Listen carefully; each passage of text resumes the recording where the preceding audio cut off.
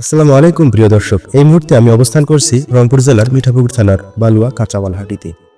তো চলুন দেখে নেওয়া যাক আজকের বালুয়া হাটে কোন সবজি কেমন দামে বেচাকেনা চলছে।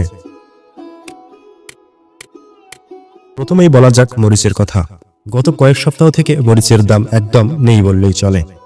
প্রতি মন বিক্রি হচ্ছে 400 থেকে 600 টাকার মধ্যে।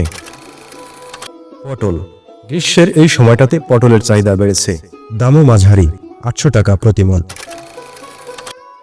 করলা, একটু চড়া দামেই চলছে করলা, প্রতি মন বিক্রি হচ্ছে 900 থেকে 1100 টাকা। ঝিঙ্গা, অন্যদের তুলনায় ঝিঙ্গার দামও তুলনামূলকভাবে কম, বিক্রি হচ্ছে প্রতি কেজি 12 থেকে 15 টাকায়। শশা, গরমের শশার চাহিদা বেশি, বিশেষ করে রমজান মাসে শশার চাহিদা বেশি থাকে, কিন্তু গত কয়েক হাট ধরেই শশার পাইকারি দর একটু কম, বিক্রি হচ্ছে প্রতি মন 300 থেকে 400 টাকায়। শাক, প্রতিদিনের নিত্যসঙ্গী শাক আজকে বালুয়া বাজারে পাওয়া যাচ্ছে মাত্র 2 টাকা আটি দরে।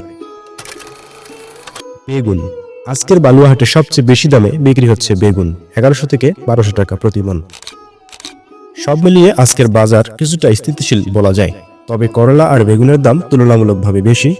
আবহাওয়ার প্রভাব, সরবরাহ পরিস্থিতি আর স্থানীয় চাহিদা সবকিছু মিলেই এসব দাম ওঠানামা হচ্ছে। আপনারা কি মনে করেন, এই দামে কৃষকেরা ন্যায্য মূল্য পাচ্ছেন? আর ক্রেতাদের জন্য দামটা কতটা সাশ্রয়ী? আপনার এলাকার বাজারে এই দরের সঙ্গে কতটা মিল আছে কমেন্টে জানাতে ভুলবেন না।